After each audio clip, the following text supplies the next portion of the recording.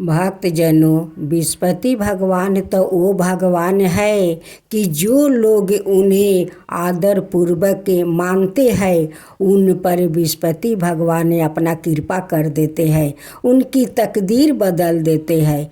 जो लोग विस्पति भगवान पर विश्वास नहीं करते हैं, उनकी श्रद्धा भक्ति से पूजा पाठ नहीं करते हैं, विस्पति देव को वो नहीं मानते हैं, उन्हें दलिद्रता में बदल देते हैं। विस्पति भगवान का ये महिमा अपरंपार है। अगर वो मनुष्य विस्पति भगवान को श्रद्धा भक्ति से पूजा पाठ करते हैं और अपना भूल को स्वीकार कर लेते हैं, विस्पति भगवान तो वो है कि उनकी दलिद्रता से मुक्ति करा देते हैं। तो जो भक्तों जनों विस्पति भगवान का भक्त है, वो श्रद्धा पूर्वक विस्पति भगवान को पूजा करे और विस्पति बार को दिन उनकी कहे अनुसार नियम पालन करे। तो भक्तों जनों, मैं ऐसा ही एक कथा सुनाने जा रही हूँ। हम सब मिलकर बोलते हैं, विस्पति देव की जय हो, विस्पति देव की जय हो। एक हिमाचल नाम का देश था। उस देश में एक राजा रहा करते थे। वो राजा एक भरे हुए परिवार का लड़की से शादी करके उन्हें रानी बनाकर अपना महल में ले आते हैं। रानी तो इतना सारा राजा को धन देखकर उनकी मन में लोभ समा जाता है। रानी अपना शरीर पर आभूषण पहन रखती है, हमेशा लदे हुए रहती है। राजा जितने धार्मिक था उतने श्रद्धालु भी था, दयालु भी था। उनकी आसपास में किसी माँ बाप अपना बेटी को शादी नहीं दे पा रहे थे। राजा अपना धन देकर उनकी बेटी को शादी करवा देते हैं, गरीब को भोजन करवाते हैं, भिक्षु भिखार का दान करवाते हैं, साधु संत का भी दान पुण्य करते थे। राजा एक पासा खेलने वाला था और राजा महारथियों के साथ वो पासा खेलता था। राजा हार जीत का बाजी भी लगाता था और राजा उस पासा में जीत भी जाते थे। राजा जो धन और जुआ पर जीतता था उससे आधा धन अपना रानी को देते थे और आधे धन गरीब में बांट देते थे। राजा जो गरीब को दान पुण्य करते थे, भिक्षु भिखार का दान भी देते थे, रानी को अच्छा नहीं लगती थी। जब राजा महल में आते हैं तो रानी तानाशाही राजा को सुनाते रहती है। राजा को कहती है कि सारा दिन आप पासा खेलते हैं, जो धन जीतते हैं वो सारे धन तो गरीब में बांट देते हैं, लेकिन मुझे तो कुछ भी नहीं देते हैं। राजा कहते हैं कि रानी, मैं तो आधा धन आपको दे ही देता हूँ और आधे धन अपना गरीब में बांट देता हूँ। उस रानी का 3 बेटे भी थे। बेटा तीनों अपनी माँ के बात सुनता था, लेकिन अपना पिताजी को बात नहीं सुनते थे। जो माँ अपना बेटा तीनों को कहती है वही तीनों बेटा करते हैं। एक दिन रानी कहती है कि तुम सारा दिन जुआ खेलते हो, जुआ खेलकर आते हो, खा पी कर आराम से नाक में तेल डालकर सो जाते हो। ये बात सुनकर राजा को दिल को छू जाता है। राजा बहुत क्रोधित दुखी हो जाते हैं। राजा मन में सोच रहे थे कि मैं कैसी लड़की से शादी किया कि इतना धन देता हूँ फिर भी कहती है कि तुम कुछ नहीं मुझे देते हो। ये कितना लालची है, कितना लोभी है। मेरा इतना बड़ा महल है, इतना महल में धन भरे हुए है, फिर भी रानी का मन नहीं भरता है।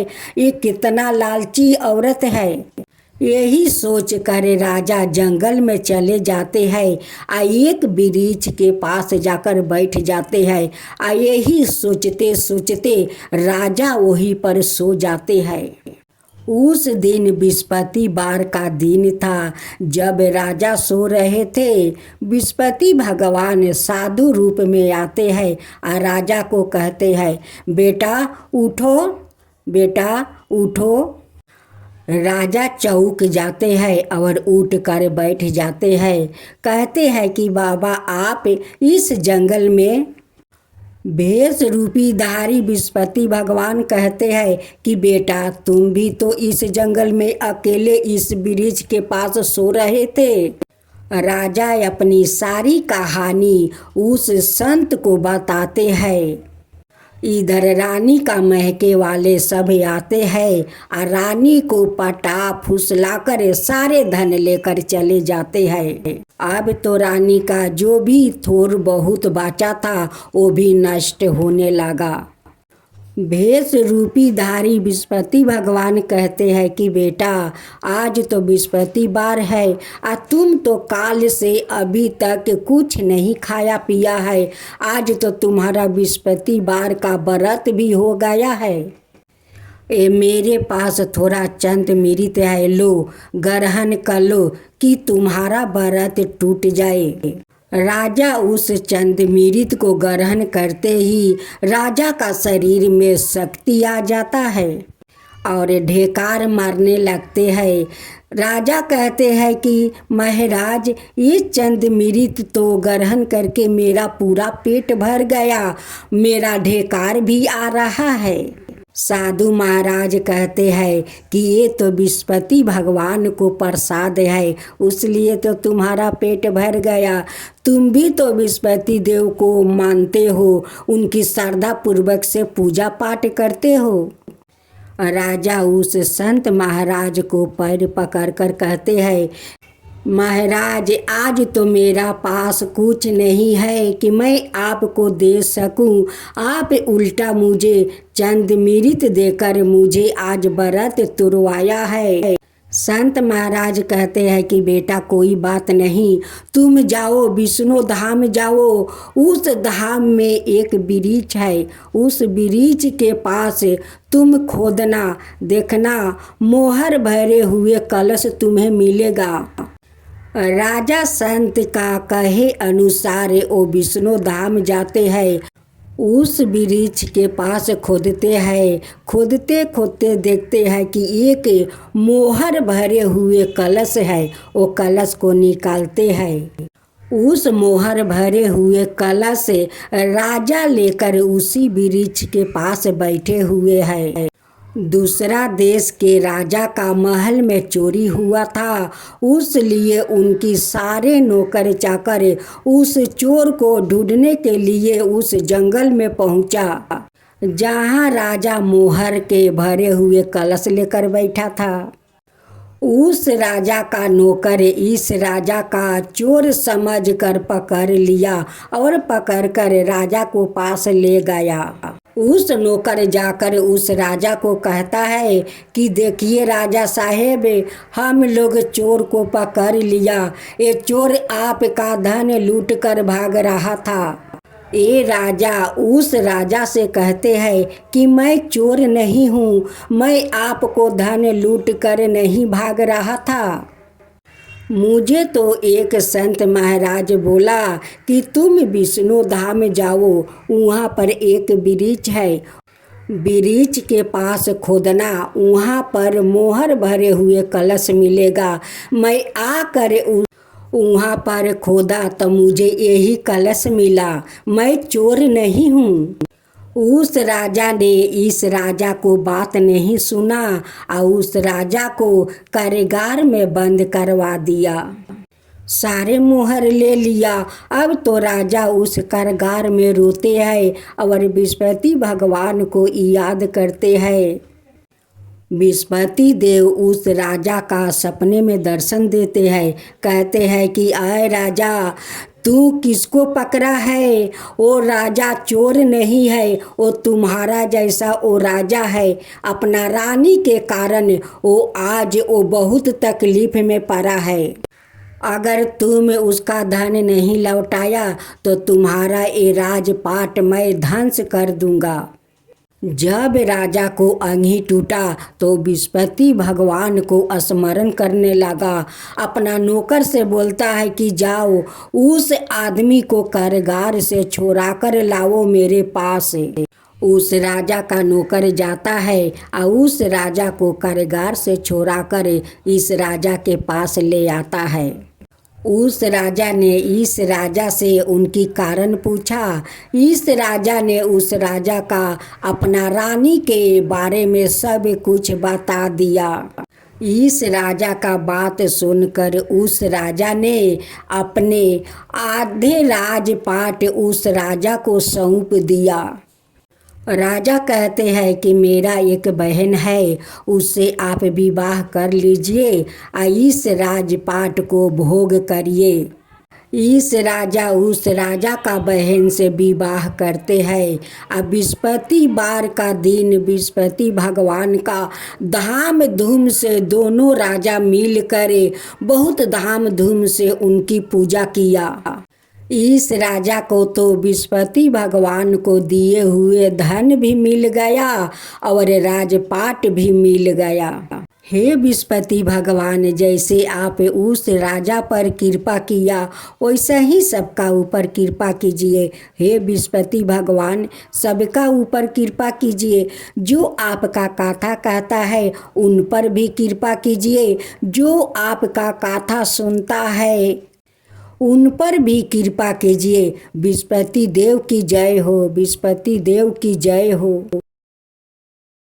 आज आप सुने दो बहनें और तुलसी की कथा। गणेश भगवान रिद्धि और सिद्धि से दो बहनों को कैसे कथा सुनाते हैं, तो आइए हम लोग कथा सुनते हैं। एक दिन गणेश भगवान अपना दोनों पत्नियां रिद्धि और सिद्धि के साथ वो बर्मन कर रहे थे। तभी रिद्धि और सिद्धि को वो दो बहनें पर नज़र पड़ते हैं। तब कहती है कि स्वामी थोड़ा ठहर जाइए। तभी रिद्धि सिद्धि कहती है गणेश जी से कि स्वामी वो दो बहनों को देखिए कैसे तुलसी माता को पूजा कर रही है। रिद्धि और सिद्धि गणेश जी से कहती है स्वामी ये दोनों बहनें के बारे में कुछ कहानी सुनाइए। गणेश जी कहते हैं कि ठीक है, तुम लोग को ये दोनों बहनें के बारे में कथा सुनाता हूँ। ये दोनों लड़कियों को तुम लोग देख रही हो, ये दोनों लड़की सेठ जी का बेटी है। बड़ी बहन के नाम है सीता और छोटी बहन के नाम है गीता। सीता बहुत श्रद्धालु और पूजा पाठ में श्रद्धा भक्ति रखती है। सीता सुबह उठकर अपना घर आंगन को सारा काम खत्म कर लेती है। स्नान करके तुलसी माता को श्रद्धा भक्ति से पूजा करती है। गीता सोकर उठती है, नहीं हाथ पैर धोती है, नहीं अपना कपड़ा बदलती है, वैसे ही जाकर तुलसी में जल ढाल देती है। कभी कभी तो गीता एक हाथ से कुछ खा रही है और दूसरे हाथ से तुलसी में जल ढाल रही है, क्योंकि गीता का पूजा पाठ में तो मन नहीं था और नहीं वो करना चाहती थी। उनकी पिताजी कहते हैं कि दोनों बहनें मिलकर तुलसी का सेवा करो। गीता अपना पिताजी के दिखावा के लिए करती है या जाकर कहती है कि पिताजी मैं तुलसी का पूजा कर लिया। देखते देखते सेठ जी के दोनों बेटी बड़ी हो जाती है। एक दिन सेठ जी अपना दोनों बेटी के लिए घर बार ढूंढने जाते हैं और ढूंढ कर वो दोनों बेटी को शादी कर देते हैं। दोनों अपना अपना ससुराल चली जाती है। सीता अपना ससुराल में सारे घर को संभाल लेती है, पूजा पाठ करती है, सास ससुर को सेवा करती है, अपना पति को सेवा करती है। लेकिन गीता अपना ससुराल में नहीं सास ससुर के सेवा करती है और नहीं कोई भगवान को ठीक से पूजा करती है। वो करती है तुलसी को तो नहीं स्नान करती है, नहीं कपड़ा बदलती है। वो जैसे रहती है वैसे ही जाकर तुलसी में जल ढाल देती है। एक दिन तुलसी माता गीता का हरकत देख कर गीता का सारा संपत्ति नष्ट कर देती है, क्योंकि गीता ऐसी हरकत कर रही थी। एक हाथ जल देती है तो दूसरे हाथ से वो पाता छीर छीर कर खा लेती है। अपना जूठा हाथ जाकर तुलसी का मंदिर के पास धो लेती है, इसीलिए उनकी सारा धन नष्ट हो जाता है। एक दिन उनकी सास ससुर गीता का हरकत देखकर घर से निकाल देते हैं। कहते हैं कि जब से तू आई है मेरा सारा धन नष्ट हो गया, मेरा धन बिला गया। तू तो कुलच्छनी है, नहीं धर्म से पूजा पाठ करती है और नहीं घर के ठीक से काम करती है। तेरे कारण मेरा सारा धन नष्ट हो गया। तुझे मैं अब एक पल अपना घर में नहीं रखूंगी। तू चला जा, अपना महके चला जा। गीता रोती बिलखती अपना महके आ रही थी। उसी समय उनकी बड़ी बहन सीता और उनकी पति वो भी महके आ रहे थे। सीता अपनी गीता बहन को हालत देखकर बहुत दुखी हो जाती है और पूछती है कि बहन गीता, तुम्हारा क्या हुआ कि तुम्हारा ऐसा हालत हुई है। गीता अपनी बड़ी बहन को कुछ नहीं बताती है। सीता समझ जाती है कि ये तो मैके में थी तो जैसे तैसे माँ तुलसी का मंदिर में जाकर जल देती थी, उसी कारण इनकी ऐसा हालत हुई है। सीता अपनी छोटी बहन गीता को अपना घर ले जाती है, वो महके नहीं जाती है, क्योंकि गीता का ये हालत देखकर पिताजी उदास हो जाएंगे। उसलिए सीता अपना घर लेकर चली जाती है। गीता को समझा बुझाकर कुछ धन देती है या धन देकर जाकर उनकी ससुराल में गीता को छोड़ आती है। उनकी सास ससुर को बुझा देती है कि अब ऐसा कभी वो नहीं करेगी, अब धर्म पालन करेगी। अब तो गीता अपना ससुराल में जाकर सास ससुर का सेवा करने लगी, तुलसी माता का पूजा करने लगी, विष्णु भगवान का पूजा करने लगी। अब बहुत धर्म निष्ठा से वो पूजा पाठ करने लगी, अपना सास ससुर को सेवा करने लगी। तुलसी माता गीता का श्रद्धा भक्ति देखकर उन पर प्रसन्न हो जाती है और उनकी सारे संपत्ति धन लौटा देती है। गीता उस समय माँ तुलसी का पूजा कर रही थी। उसी समय माँ तुलसी उन्हें दर्शन देती है। माँ तुलसी गीता से कहती है कि देखो बेटी, कभी भगवान को पूजा करो तो अच्छे से नहा धोआकर स्वच्छ हो जाओ, तब तुलसी माता का पूजा करो। कोई भगवान को पूजा करो तो नहा धोआकर स्वच्छ होकर पूजा करो। जो मनुष्य धर्म पूर्वक तुलसी माता का पूजा करते हैं, विष्णु भगवान का पूजा करते हैं, उन पर माँ तुलसी प्रसन्न होती है, विष्णु भगवान भी प्रसन्न होते हैं और उनकी सारे इच्छा पूर्ण कर देते हैं। गणेश भगवान रिद्धि और सिद्धि से कहते हैं कि रिद्धि सिद्धि ये दोनों बहनों को देखी माँ तुलसी का कैसे श्रद्धा भक्ति से पूजा करने लगी। उनकी बड़ी बहन अपना छोटी बहन को कितना अच्छा से समझा बुझाकर उनकी ससुराल में जाकर दियाती है और वो जाकर अपना ससुराल में अच्छे से सास ससुर को सेवा करती है, माँ तुलसी का पूजा करती है। और माँ तुलसी उस गीता पर प्रसन्न होकर उनकी सारे धन लौटा देती है। यही है माँ तुलसी और दो बहनें की कहानी। एक कहानी को समझी। रिद्धि सिद्धि कहती है कि हाँ स्वामी, मैं समझ गई। माँ तुलसी सारा देश दुनिया का घर घर में बास लेती है। यही माँ तुलसी का कहानी है। जय माँ तुलसी, जय माँ तुलसी। माता एक माता होती है। माता अपनों संतान को वो कैसे संभाला जाता है, वो माता संभालती है, माता संभालने को जानती है। अपने परिवार को या संतान को वो दुख में नहीं देख सकती है।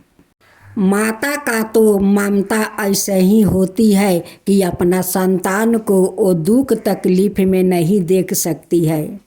तो भक्तजनों, आज मैं कथा सुनाने जा रही हूँ इगारस माता और उनकी भक्त की। इगारस माता की जय हो, इगारस माता की जय हो, विष्णु भगवान की जय हो, विष्णु भगवान की जय हो। एक बुढ़िया माई थी जो अपना टूटे हुए झोपड़ी में रहा करती थी। बुढ़िया माई इगारस माता का भक्त थी। इगारस माता का एक फोटो लेकर उन्हें श्रृंगार करती थी, उन्हें पूजा पाठ करती थी।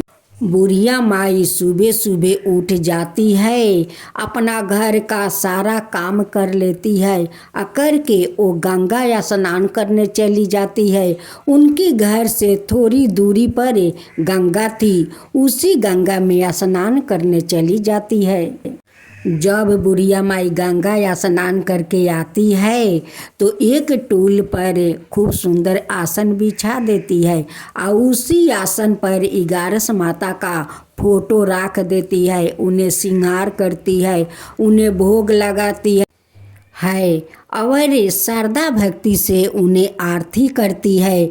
आरती करने के बाद वो जाकर भोजन करती है।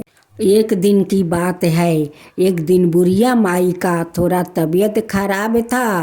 फिर भी बुढ़िया माई सुबह उठ कर आंगन घर के काम खत्म कर लेती है, करके वो गंगा या स्नान करने चली जाती है। जब गंगा या स्नान करके आती है, इगारस माता का श्रद्धा पूर्वक पूजा पाठ करती है। करने के बाद वो जाकर सो जाती है, क्योंकि बुढ़िया माई का तबीयत बहुत खराब हो चुका था।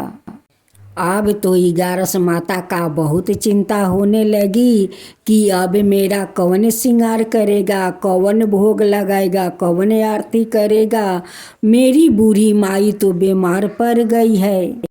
बुढ़िया माई को तो कोई सेवा करने वाला भी घर में नहीं था। इगारस माता एक लड़की का रूप धारण करती है, आकर बुढ़िया माई को सेवा करती है। इगारस माता अपना भक्त को इतना सेवा की कि बुढ़िया माई ठीक हो गई और वो जुआन लगने लगी। बुढ़िया माई कहती है कि बेटी, अपना घर द्वार छोड़कर आकर तुम मुझे इतना सेवा कि मैं तो ठीक हो गई। और देखो मेरा शास्त्री कितना अच्छा लग रहे है। बुढ़िया माई कहती है कि बेटी, अब तुम अपना घर जाओ, नहीं तो तुम्हारा माता पिता बहुत चिंता कर रहे होंगे कि मेरी बेटी कहाँ चली गई। भेष रूपी इगारस माता कहती है कि तू हमारा माँ नहीं है, तू भी तो मेरा माँ है। बुढ़िया माई कहती है कि बेटी, अब तुम अपना घर जाओ, मुझे अपना इगारस माता का श्रृंगार करना है, उन्हें भोग लगाना है, तुम अपना घर चली जाओ। अब मैं ठीक हो गई हूँ, तुम इतना सेवा की कि मुझे तो देखो जुआन बना दिया है। इगारस माता कहती है कि तुम जो इगारस माता का इतना सेवा करती हो तो तुम्हें तो जुआन होना जरूरी है, क्योंकि इगारस माता का पूजा तो करना होगा, श्रृंगार तो करना पड़ेगा। अगर तुम ठीक नहीं रहोगी तो इगारस माता के कौन श्रृंगार करेगा, कौन उन्हें भोग लगाएगा, कौन उन्हें आरती करेगा। तो देखा भक्तों, माँ को ममता ऐसा ही होता है। अपना भक्त को वो कैसे ख्याल रखती है, उनके लिए कितना चिंता करती है, इसीलिए तो इगारस माता कहलाती है। तब से इगारस माता अपना भक्त को ख्याल रखने लगी। एक दिन इगारस माता कहती है कि तुम जो कहती हो माँ कि तुम अपना घर चली जाओ, क्या तुम मेरी माँ नहीं हो? ये मेरा घर नहीं है। बूढ़ी माई कहती है कि नहीं बेटी नहीं, ये तेरा ही तो घर है, मैं तेरी माँ हूँ। मेरा मतलब तो बेटी ये नहीं था। मैं यही सोच रही थी कि तुम्हारा माता पिता तुम्हारा बहुत चिंता कर रहे होंगे, उसलिए मैं बोल दिया कि बेटी अपना घर जाओ। इगारस माता कहती है कि मेरा तो कोई नहीं है, तुम सब कुछ मेरे लिए हो। जैसे जैसे दिन बीत रहा था वैसे वैसे उनकी वयस होते जा रहे थे। एक दिन बुढ़िया माई 11 माता का भोग लगा रही थी, उनकी पूजा कर रही थी। 11 माता से कह रही थी कि हे 11 माता, आप तो सबकी दाता है, जग जननी माता है, सबको दाता है। अगर मेरा मृत्यु हो गया तो मेरा मुख में आग देने वाला कोई नहीं है, मेरा मुख में आग कौन देगा? उस दिन बुढ़िया माई का बात सुनकर 11 माता से और रहा नहीं जाता। 11 माता साक्षात वो प्रकट हो जाती है। बुढ़िया माई उस 11 माता को देखकर बहुत अचकित हो जाती है। बुढ़िया माई को इस चमत्कार देखकर आँख में आंसू भर आता है। 11 माता अपनी हाथ से उनकी आंसू पोंछती है, कहती है कि माँ अपना आँख से आंसू मत बहाओ। बुढ़िया माई कहती है कि नहीं बेटी, ये तो खुशी का आंसू है, खुशी का। आज जो आप मुझे चमत्कार दिखाया है, अपना दर्शन दी है, ये तो मैं कभी अपना मन में सोच नहीं रहा था। आपका दर्शन होगा। आप तो साक्षात एक लड़की का रूप में आकर मेरा इतना सेवा की माता, इतना सेवा की। मैं कभी सोचा नहीं था माता, सोचा नहीं था। 11 माता कहती है कि माँ तू जो मेरा इतना सेवा करती हो, इतना मुझे श्रद्धा भक्ति से श्रृंगार करती हो, तो मेरा तो कर्तव्य बनता है मैं भी तुम्हारा ख्याल रखूं। बूढ़ी माई कहती है कि इसलिए लोग कहते हैं कि माता अपना भक्तों को ख्याल रखते हैं, अपना संतान को ख्याल रखती है। 11 माता कहती है कि माँ तुम चिंता मत करो, तुम्हारा जब मृत्यु होगा तो तुम विष्णु धाम जाओगी और विष्णु भगवान तुम्हें सिंहासन पर बैठा कर रखेंगे। तथास्तु कहकर 11 माता अंतर्ध्यान हो जाती है। इधर बुढ़िया माई का मृत्यु होकर वो वैकुंठ धाम चली जाती है। वहाँ पर विष्णु भगवान उन्हें सिंहासन पर बैठाते हैं। हे 11 माता, जैसे आप उस बुढ़िया माई पर आप कृपा किया, वैसे ही सबका ऊपर कृपा कीजिए, सबका ऊपर ध्यान रखिए।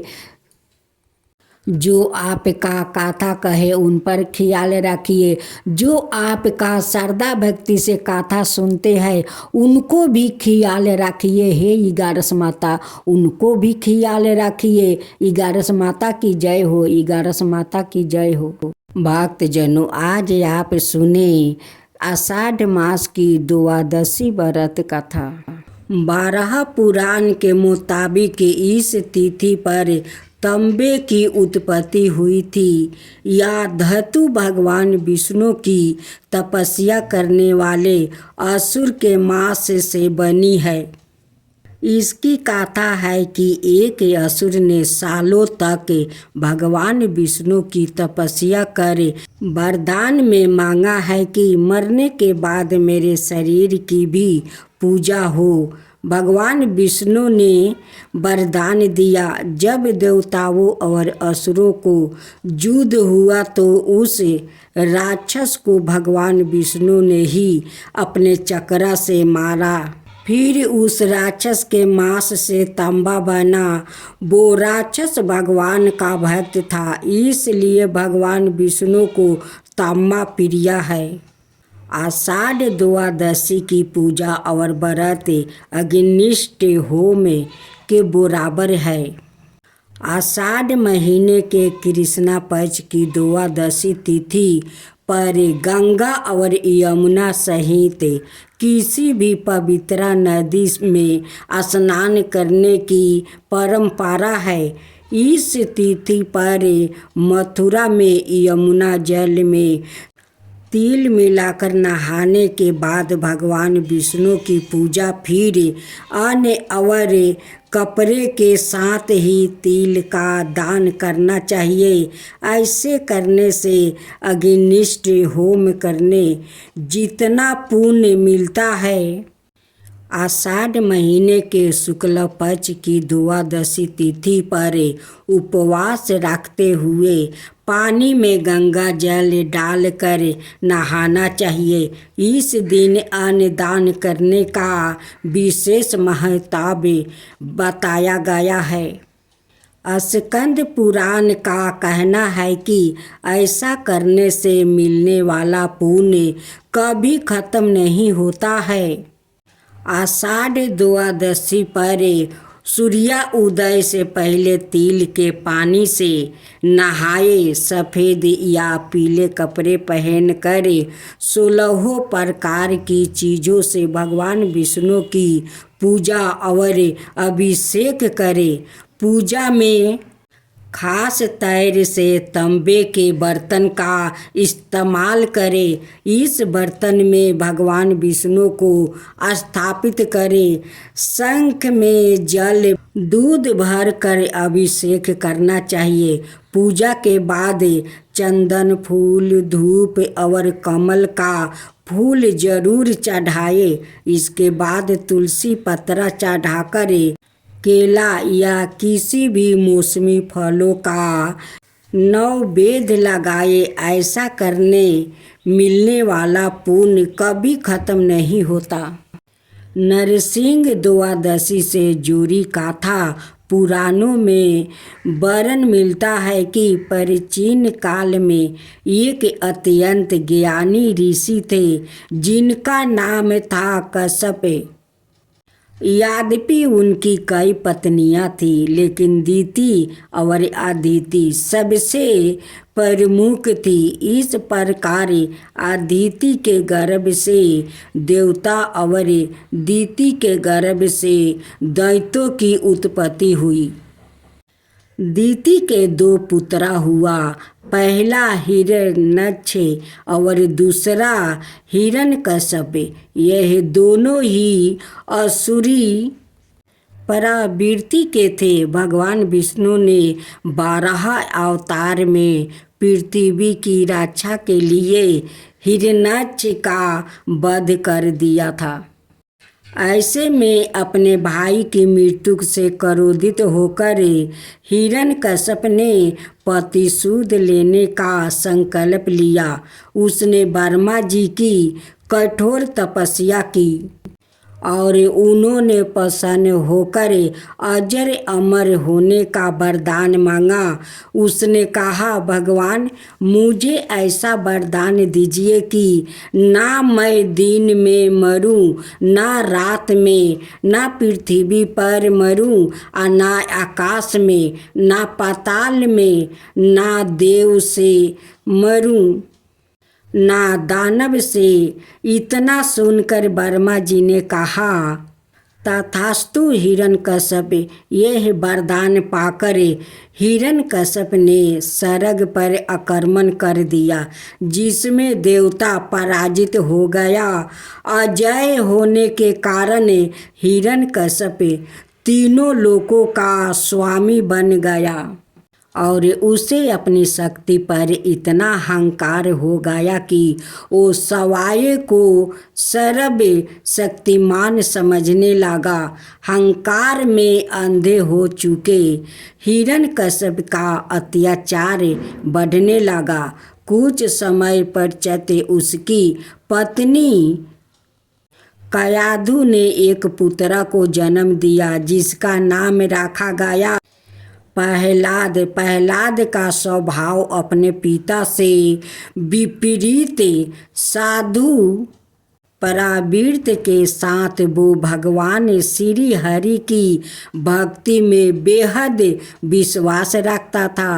प्रहलाद जब थोड़ा बड़ा हुआ तो हिरण्यकश्यप ने उसे आदेश दिया कि वो केवल अपने पिता की ही पूजा करे, परंतु प्रहलाद ने ऐसा नहीं किया। ऐसे में विष्णु भक्ति से अपने पुत्र का मन हटाने और सवाए के प्रति आस्था जगाने के लिए हिरण्यकश्यप ने अथक प्रयत्न किया, लेकिन जब सब व्यर्थ दिखने लगा तो हिरण्यकश्यप प्रहलाद को तरह तरह से पीड़ित करने लगा। और एक समय ऐसा आया जब उसने अपने पुत्र की हत्या करने का निर्णय लिया। हिरण्यकश्यप ने प्रहलाद को कभी ऊंचे पर्वत से ढकेला तो कभी अपनी बहन होलिका के साथ मिलकर उसे अग्नि में जलाने का प्रयत्न किया, किंतु श्री विष्णु हर बार अपने इस परम भक्त की रक्षा करते थे। प्रहलाद पर भगवान की अद्भुत कृपा देख कर हिरण्यकश्यप की प्रजा भी भगवान श्री विष्णु से आस्था रखने लगी। ऐसे में हिरण्यकश्यप क्रोध की ज्वाला में भड़क उठा और भरी सभा के बीच अपने पुत्र को मृत्युक दंड देने का निश्चय किया। उसने प्रहलाद को एक खंभे से बांध कर कहा, तू कहता है कि तेरा विष्णु खंड खंड में है, यदि ऐसा है तो तेरा भगवान इस खंभे में भी होगा, तो तू आज अपनी रक्षा के लिए अपने भगवान को पुकारे। इतना कहकर जैसे ही हिरण्यकश्यप ने अपनी गदा से खंभे पर प्रहार किया, उसी क्षण प्रहलाद ने भगवान विष्णु का स्मरण किया। स्मरण करते ही गोधूल के समय खंभे को चीरते हुए भगवान विष्णु नरसिंह अवतार में प्रकट हुए, जिसमें उनका आधा शरीर मनुष्य का था और आधा शरीर शेर का। भगवान नरसिंह ने हिरण्यकश्यप को अपनी जांघों पर रख कर उसकी छाती को अपने नाखून से फाड़ कर वध कर दिया। इस प्रकार जब हिरण्यकश्यप का वध हुआ तो ना दिन था ना रात, बल्कि वो गोधूली का समय था। उसे वरदान प्राप्ति था कि वो पृथ्वी आकाश पाताल कहीं भी मारा नहीं जा सकेगा। इस कारण भगवान ने अपनी जांघा पर रख कर उसका वध किया। वरदान के अनुसार ना उसे देव मार सकते थे ना दैत्य, इसलिए श्री हरि ने नरसिंह अवतार लेकर उसे मृत्युक दंड दिया। साथ में सुनेंगे लपसी तपसी की कथा। एक लपसी था, एक तपसी था। तपसी हमेशा भगवान की तपस्या में लीन रहता था। लपसी रोजाना सावा शेर की लपसी बनाकर भगवान का भोग लगाकर जिमा लेता था। एक दिन दोनों लड़ने लगे। तपसी बोला, मैं रोज भगवान की तपस्या करता हूँ, इसलिए मैं बारा हूँ। लपसी बोला, मैं रोज भगवान को सावा शेर लपसी का भोग लगाता हूँ, इसलिए मैं बारा हूँ। नारद जी वहाँ से गुजर रहे थे। दोनों को लड़ता देख कर उनसे पूछा कि तुम क्यों लड़ रहे हो। तपसी ने खुद के बारा होने का कारण बताया और लपसी ने अपना कारण बताया। नारद जी बोले, तुम्हारा फैसला मैं कर दूंगा। दूसरे दिन लपसी और तपसी नहाकर अपनी रोज की भांति करने आए तो नारद जी ने छुप कर 1.25 करोड़ की एक एक अंगूठी उन दोनों के आगे रख दिया। तपसी की नजर जब अंगूठी पर पड़ी तो उसने चुपचाप अंगूठी उठाकर अपने नीचे दबा लिया। लपसी की नजर अंगूठी पर पड़ी लेकिन उसने ध्यान नहीं दिया। भगवान को भोग लगाकर लपसी खाने लगा। नारद जी सामने आए तो दोनों ने पूछा कि कौन बड़ा है। तो नारद जी ने तपसी से खारा होने को कहा। वो खारा हुआ तो उसके नीचे दबी अंगूठी दिखाई पड़ी। नारद जी ने तपसी से कहा, तपस्या करने के बाद भी तुम्हारी चोरी करने की आदत नहीं गई, इसलिए लपसी बारा है और तुम्हें तुम्हारी तपस्या का कोई फल भी नहीं मिलेगा। तपसी शर्मिंदा होकर माफी मांगने लगा। उसने नारद जी से पूछा, मुझे मेरी तपस्या का फल कैसे मिलेगा। नारद जी ने कहा, यदि कोई गाय और कुत्ते की रोटी नहीं बनाएगा तो फल तुझे मिलेगा। यदि कोई ब्राह्मण को भोजन करवाकर दक्षिणा नहीं देगा तो फल तुझे मिलेगा। यदि कोई साड़ी के साथ ब्लाउज नहीं देगा तो फल तुझे मिलेगा। यदि कोई दिए से दिया जलाएगा तो फल तुझे मिलेगा। यदि कोई सारी कहानी सुने लेकिन तुम्हारी कहानी नहीं सुने तो फल तुझे मिलेगा। उसी दिन से हर बरत कथा कहानी के साथ लपसी तपसी की कहानी भी सुनी और कही जाती है।